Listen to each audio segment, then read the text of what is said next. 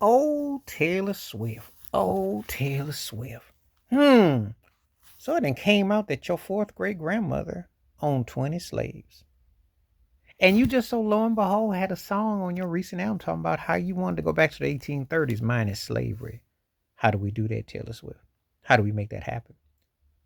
But interestingly, your great grandmother had this in 1850s, 1860s. Her name was Jane Hancock, apparently. Y'all can look it up to research. I had this brought to my attention because it's funny how T Swift wants to romanticize the past, minus that episode. Ain't that funny how they like to do it, minus that episode? Oh, how do we just erase it? Isn't it like how the school system does it? Ain't it funny how we just, or if they do it, they make it sound like, well, you needed it, it was good for you. We're not going to talk about how you benefited from it, how you get to class, you know.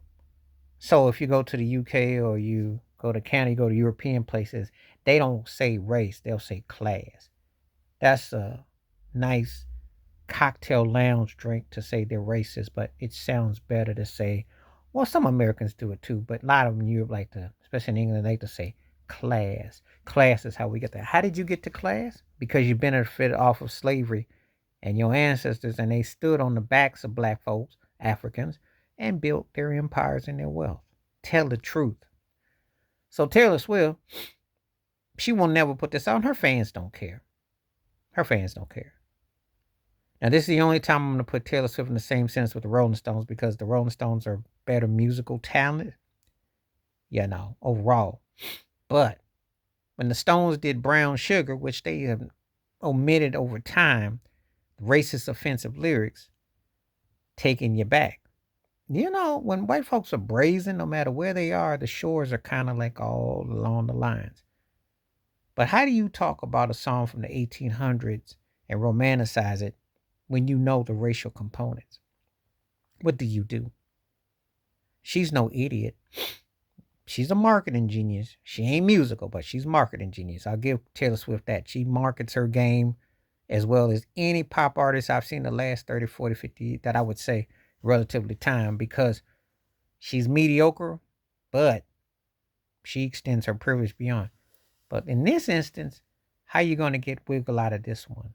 What you going to say? What's going to be your hot take that, this or that? So, but this is real. This is real. But do her fans care? Does anybody going to really care? I don't think so. I don't think so. I don't think it's going to make a slab one way or the other. They'll find a way to say, well, that's her great grandmother. But if you come out with a song where you're trying to glorify that particular era, you kind of put your foot in it, if you know what I mean. Because logically, it comes out that you had your great great grandparents, people had slaves, and then you want to come out with a song that. So what's that say about your character? You know, and we already know she's queen of mayonnaise. She's Hellman's jar. She's a Hellman's jar. Pillsbury dough. We already know. Please like, subscribe, welcome thoughts, comments. And I do respond. Thank you. Wash your hands. Keep your mind clear. Watch out for another. Share it if you like. I'm out. Peace.